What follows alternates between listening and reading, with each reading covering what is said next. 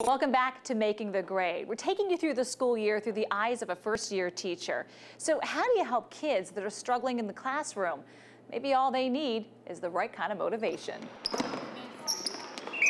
Varsity out here, baseline. It's practice night for the Red Tornadoes of McCaskey High. 1 for 10, switch it up. Coach Powell shows no mercy as he gets his team ready for their next big game.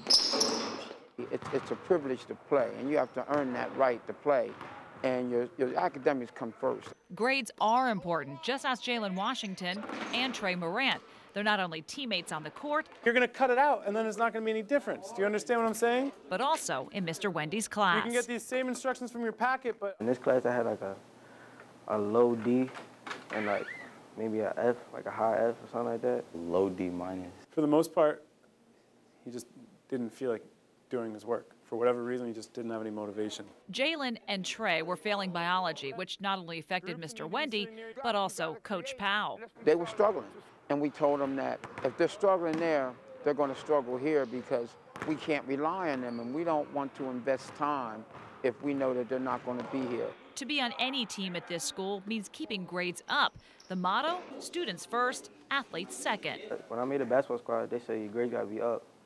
But I didn't think I was failing this class until Mr. Wendy pulled me aside and started talking like, I'm on the basketball team, I gotta take leadership and stuff.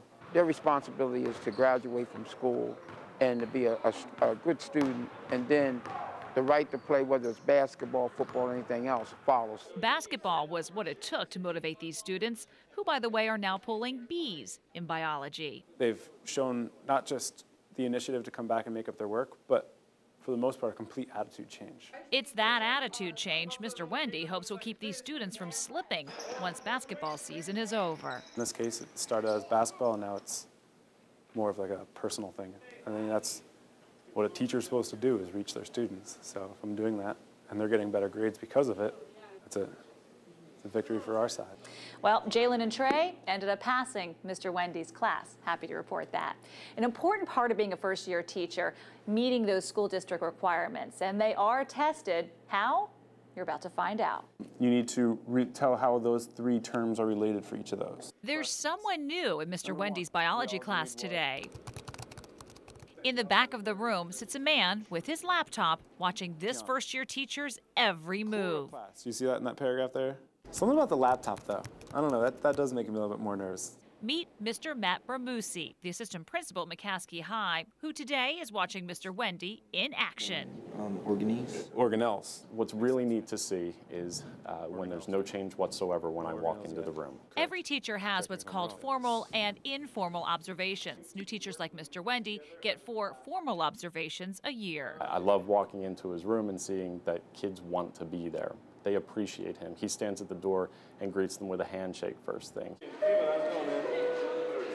Greeting students at the door sets the tone for the classroom and, according to Mr. Bramusi, helps build a positive relationship, which is one of the things he's looking for. What he's learning right now is that he can head off most problems simply by standing at the door and greeting students as they come in.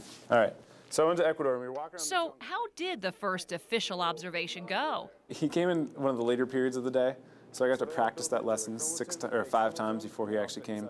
So I felt pretty good. He's doing a wonderful job. As far as the students, they weren't aware of what was going on. I wanted a really genuine observation and feedback on my performance, so I didn't say anything, just as is. And then afterwards, we'll have a post-observation conference. We'll talk about what went well and what sort of things we can improve next time.